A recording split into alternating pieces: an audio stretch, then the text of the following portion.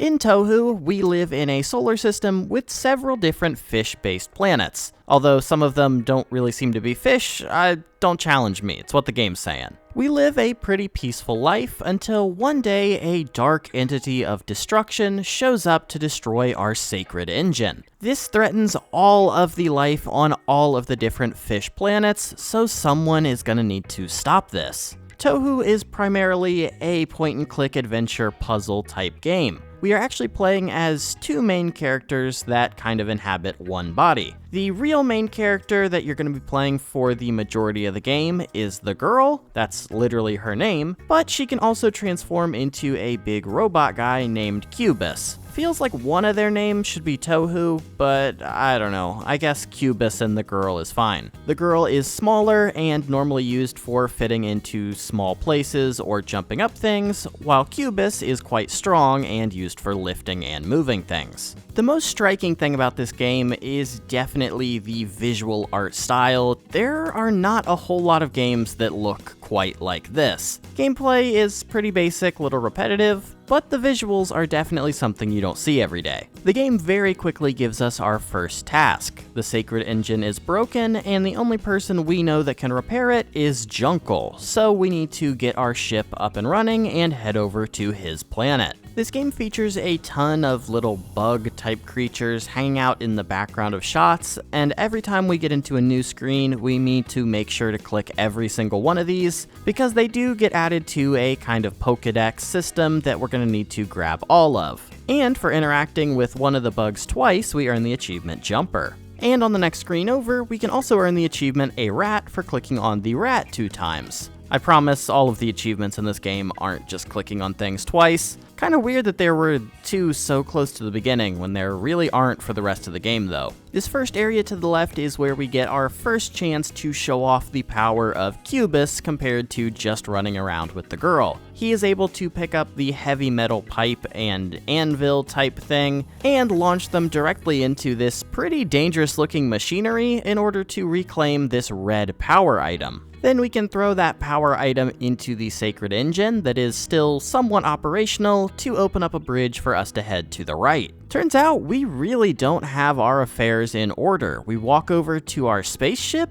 but the bees that are supposed to carry us up into space have all dispersed. So we need to play a little game where we shoot at the bees to get them to come back to work. But once we get all 4 of the bees returned to our ship, we are now actually able to take off and make our way over to Juncle's planet. Except we do see in a little bit of shocking fashion that the dark destruction spirit is still here and still watching us. Unfortunately, we arrive on Juncle's island just a little bit too late, as he shuts the door and locks it behind him, having no idea that we were coming in for a visit. You can really tell what kind of guy Juncle's gonna be when you figure out that the key to getting his door unlocked involves spray painting a bunch of moles into specific patterns and dropping them into holes. Holes to fit your mole. Juncle's house is just as crazy on the inside as it is on the outside. I mean, this guy is sitting on the ceiling for some reason. We try to ask him for help repairing the sacred engine, but he seems a little bit confused, like he doesn't remember us. So the girl has the idea to track down an old picture of the 2 of us to hopefully jog his memory. Wandering through the tight, dark corridors of Juncle's house, we learn that Juncle is actually the one that created Cubus to begin with, which is some interesting lore. Guess it makes sense that he would be the one to help us repair the sacred engine.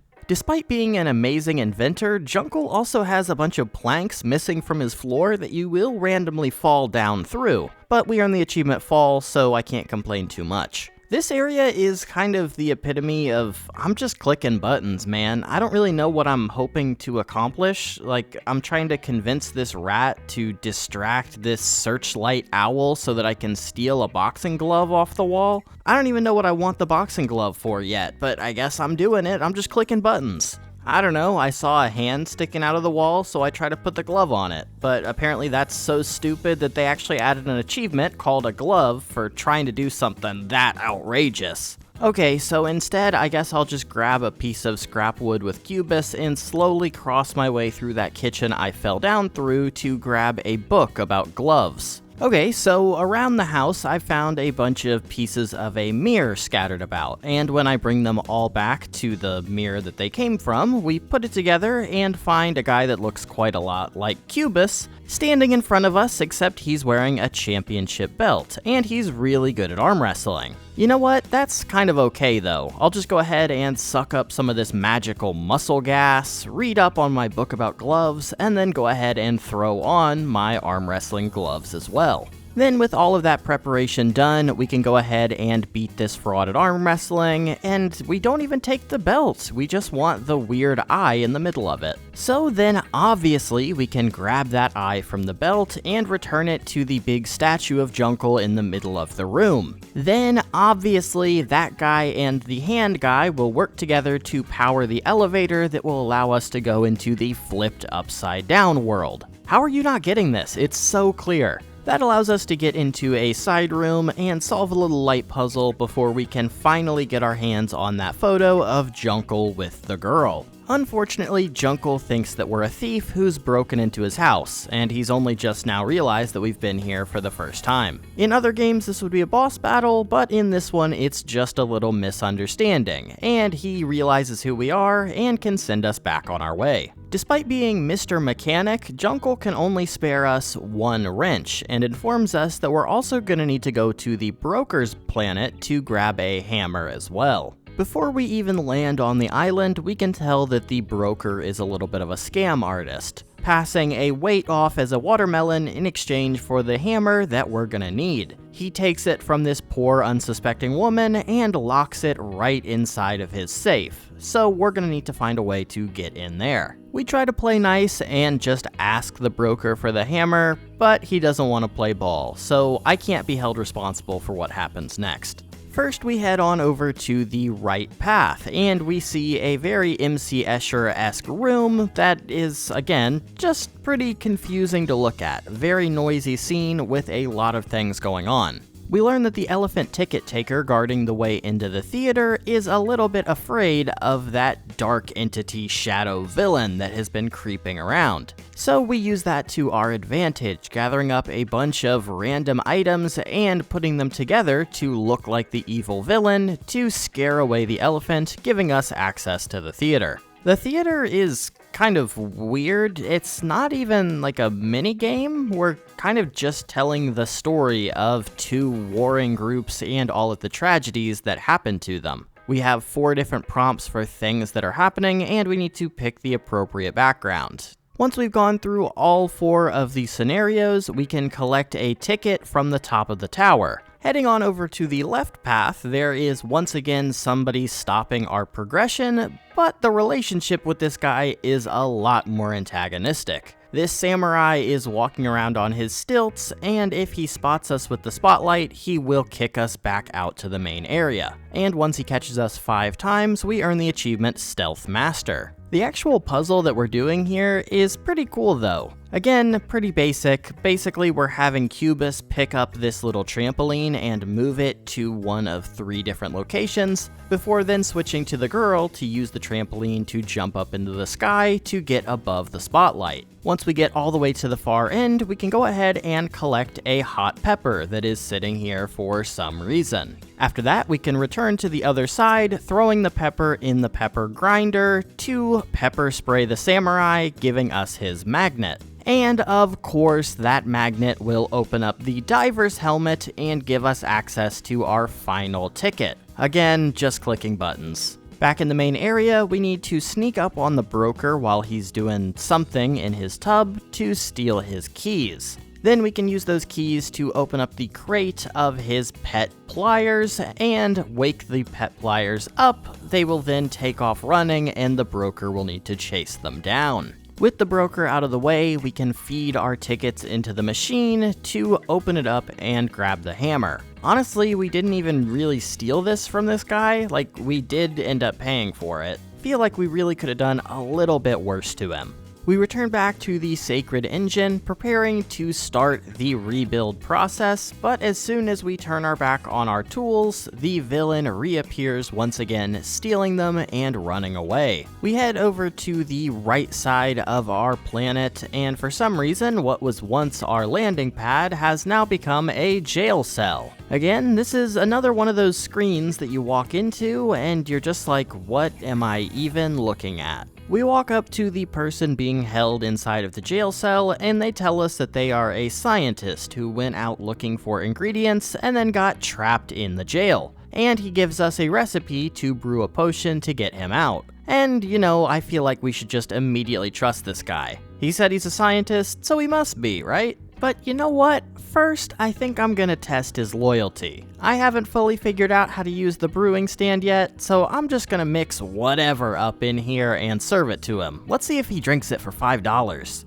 I give the prisoner my bottle of what is essentially poison, I guess? I don't know. He doesn't seem to like it though, as we earn the achievement Overcooked for giving the wrong potion to the prisoner. The actual potion crafting is pretty simple. You have red, yellow, and blue ingredients that you can add in. You just need to combine the colors to make whatever the color ingredient he said you needed was, and then determine if each of those inputs need to be heated or not, and then you combine them all together and get what he wants. So we bring the scientist his corrected potion, and that allows him to swoop himself into a form that can get through the bars, and he runs away. That's probably nothing to worry about. As he ran away though, he revealed a new potion written in the jail cell that we can also try out. We can then feed that to the other trapped prisoner, this bunny rabbit guy, who will then become extremely big, extremely strong, and extremely angry, and he will clear a path forward for us into the next area. We find another group of 3 rabbits who have been trapped in various forms by a snake sitting on the ground. So we solve a couple of puzzles to get them out of a jam, and we successfully press the 3 related symbols in order, which draws out the villain, eventually trapping them, but before we can unveil who it is under that cloak, they manage to wiggle their way out and destroy our tools. Luckily for us though, they happen to drop a bunch of important paperwork out of their pocket when they fell down. This informs us that the totem in the center of the Sacred Engine was actually split up by 3 different people, each of them taking one part of the totem to their respective planets. So if we can go retrieve those 3 Sacred Engine pieces for the totem, we have an alternate path forward to get everything restored and working again.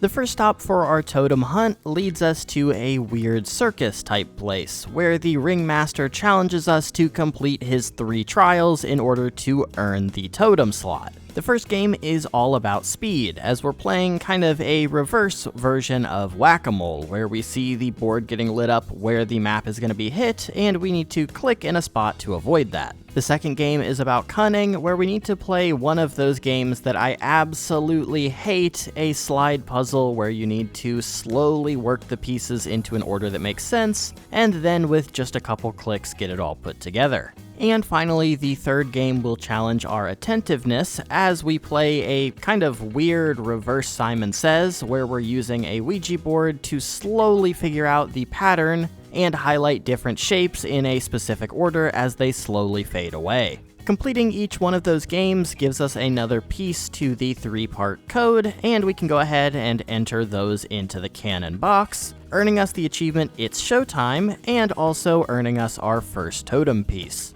The second planet we need to head on over to for the totem is this creepy swamp planet. I would say that just about everything here is probably my least favorite stuff in the entire game, sadly enough. Our first task is to start sniping these dragonflies out of the air. They will drop the sticks that they're carrying in order to form us a bridge to cross over to the rest of the level. And I just could not consistently get these things to land. Even after I slowed way down and was trying to get them to drop exactly down, it took a really long time. Once we manage to get the bridge in place, we can go ahead and cross to the right, where we immediately earn the achievement Birds for clicking on any of the birds in the level. I noticed that this totem piece is kind of just sitting out in the open, but obviously it's not as easy as just grabbing it. The totem guardian comes out and puts it up on a higher shelf. We ask the guardian what they would be willing to trade for the totem, and they say that they've always dreamed of having a dragon, but all they have is this silly lizard. So we need to do a little bit of a makeover. That leads us to the left side of this planet, where there is a bunch of running water and fog. I try to run into the fog a couple of different times and earn the achievement Stubbornness for my effort. The real puzzle over here is the water flowing down bamboo puzzle, another one of these click one button to move all the rest of them and try to get them into an order that you can set up your next move puzzles that I am so bad at. I spent so long trying to figure this puzzle out, and at the end I was so relieved to be through it. We can use our new flowing water source to clean off a mask that we found to help disguise the lizard, and we can also climb up on top of this tree and grab the umbrella hanging above us and transform those into wings. We throw all of our newfound gear onto the lizard, and for some reason, he is actually able to take off in flight. Seems like we really did create a little dragon here, so seems like we have gone above and beyond and earned ourselves the totem piece. The third and final totem keeper is hanging out in a very quiet, snowy, isolated landscape, and he is quite worried when we pull up on the bee-copter. Seems like we made a little bit too much noise in chasing him away, and an avalanche occurs, trapping us down below. Luckily, getting trapped under the snow doesn't result in our immediate death like you would expect. It just results in us landing at the bottom of a pit, where we are sitting next to a flying ally who could fly us back up to the top if they had a little bit more energy. We also uncover that this pit has access to time control. We are able to roll ourselves back into the past down here. Unfortunately, in the past, our flying friend isn't down here, so we're gonna have no help getting up and out in the past, but maybe we can make some changes here that will help us out in the future. Basically, we just knock down a wall in the past so that we'll have a path forward in the future. Back in the present, we can now head through that path and find our way into another "what are we actually doing here" rooms. You are such a fool if you don't understand this one. We find some nearby candy for the teacup child that is swinging on this vacuum cleaner's neck. That allows this part of the vacuum cleaner to return to its regular, not stretched out state, and we can grab the swing off of that vacuum cleaner to repair another side of the vacuum cleaner. And with all three components restored, we get a spoon for some reason. Now with things fixed up in the past and the present, it's time to turn the clock the other way and head on into the future, earning us the achievement Back to the Future, obviously. Also though, going into the future kind of implies that the sacred engine was fine without us fixing it, because we weren't there to fix it, so I guess it doesn't really matter what we do. We're safe now. I guess if we keep that attitude though, I never would have run into the pirates that are hanging out on the next screen. These guys are absolutely freaking out on their captain, and the captain asks us to push all of them back into the ship. You know, how pirates like to be, trapped. I did miss out on one important instruction. We need to move the rebelling pirates back into the ship. So when I just push one guy off into the water, we earn the achievement Plop, because that's not gonna work. So we make our way around, either pushing the pirates back into the ship, or like mesmerizing them that they love this captain and they should get back on. After all of our effort, the captain rewards us with a medal, and we can exchange that medal for a cup of coffee that is surely going to be super cold by the time we go back into the past. Back in the past, or the present, I guess, we feed that vacuum fly that was low on energy the coffee, and he can zoop us back up onto the surface, and we can continue pursuing the totem holder. Mr. Totem continues running away from us, but we can hang out here with all of these cool guys that we've been dropped off right next to instead. Get it? Get it? They're cool because they're like out in the snow. Our group of new friends in the snow are standing and chanting over and over again. They have 3 different forms of song that they can sing, so we need to get them all synced up on the same wavelength and then play through all 3 songs to earn the achievement Dance for listening to all of the tracks. We can also get them all to sing on the same wavelength to slowly unmelt this frozen wolf bird unicycle thing here. Seems like we maybe should have kept him locked away though. The wolf bird unicycle has made its way inside of the cave and is sitting next to a sheep rabbit and a giant radish. This is one of those classic puzzles where you need to move only one of the 3 items, because if you leave the sheep alone with the radish, it will eat the radish, and if you leave the wolf with the sheep, it will eat the sheep. And we earn the achievement meal for messing up the puzzle the first time. Luckily, these puzzles are pretty straightforward, so we are able to solve this one pretty quickly and move on. After that, we enter into the final chamber, where we finally get a conversation in with the final totem holder. That's a lot of finals. He's still scared of us, but we tell him that we're just the girl here for his totem piece. And even though he has been diligently guarding it all this time, he just hands it right over. Okay then. We make our way back home once again, and even with all of the totem pieces installed, we see that the villain is still smashing away at the sacred engine. It's clear the villain isn't just going to give up, so we're going to need to put together some sort of weapon to force them away. The area surrounding our home has once again been transformed, but, it kind of works out for us because we're able to track down a radio dangling from a balloon, as well as a sound amplifier. But I do have to say the sound amplifier puzzle is once again one of the most annoying ones in the entire game. There are 3 locks securing the amplifier, and we have several different beams of light that we can project in order to match those locks and get them destroyed. Except for some reason these are super finicky and took me way too long to actually complete. This was a puzzle that wasn't really difficult to solve, it was just annoying to complete, which is kind of the worst kind of puzzle.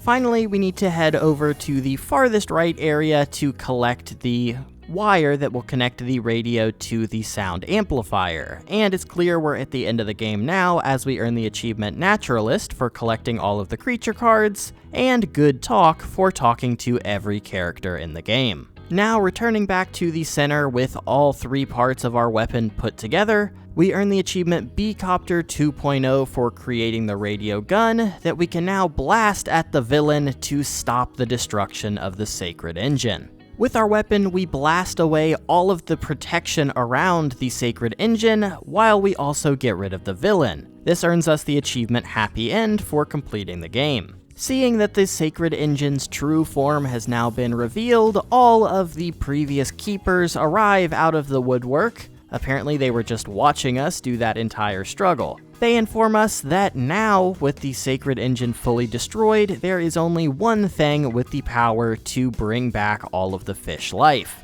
That involves sacrificing our good friend Cubus back into the totem to use his power to save everyone for the greater good. So now, with the fish planet restored, everyone can live happily together forever and ever. RIP to my boy Cubus though, for real. With the villain defeated, the girl is just hanging out playing her Nintendo Switch, until one day the villain reappears, dropping their cloak to reveal that it was the girl all along. That's right, there's some more time magic involved. The villain form of the girl had been sent back into the past to bring out the girl's true potential and power. She never would have destroyed the sacred engine and revealed this even more powerful totem if there wasn't a force driving her to do so. So we are in a constant loop of the new villain girl being sent back in time to help the new version because, time is looping and there's infinite possibilities. So the game ends with the main villain of the game just chillin', hanging out, playing the Switch, while our main character goes back to terrorize whoever the next person to play this game is. That's kind of fun.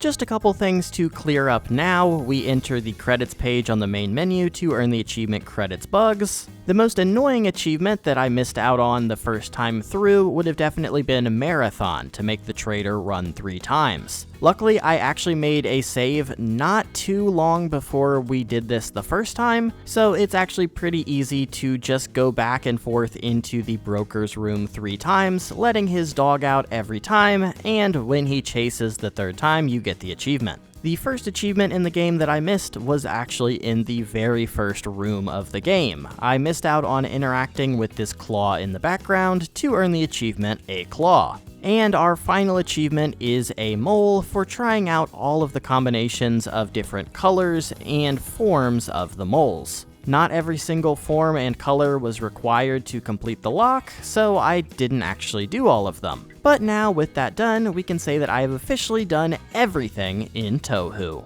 But how did we do? I completed Tohu in 3.8 hours, all done in 1 day across 2 play sessions. And my overall review hot off the presses is, this game is fine. The art is really where this game shines. I mean, so many of these scenes were beautiful, but none of the puzzles really did anything super special. The point-and-click adventure was pretty standard. It was nice that things weren't super difficult, but some of the stuff was just needlessly complicated. Like the puzzle where we were shining the 3 spotlights on the thing to break open the locks. That's a cool idea, but just the amount of minor little fidgeting I had to do to actually progress through the puzzle was just a little bit annoying, and there were a couple things like that throughout the game. I will say this though, it's 2025, and every game that I review in 2025 is going to be held to a little bit of a higher standard than I would normally have,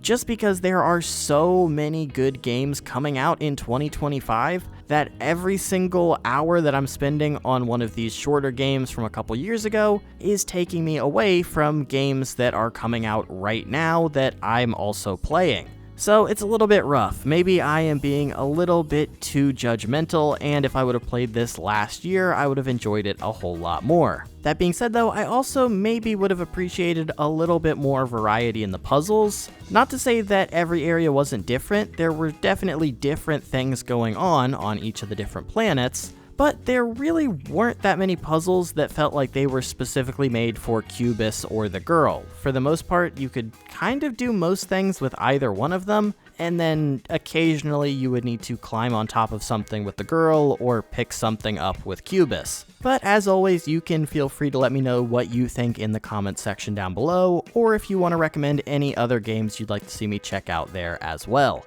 Thanks so much for watching, and I hope to see you in the next one. See you!